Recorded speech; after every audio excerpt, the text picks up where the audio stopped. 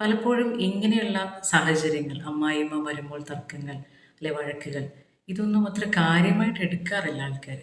പക്ഷേ ഇത് കാരണം ചിന്തകളുടെ, നെഗറ്റീവ് ചിന്തകളുടെ ഒരു ട്രോമയിലേക്ക് തന്നെ ഈ കുട്ടികൾ കടന്നു പോകുന്നതായി കാണാറുണ്ട്.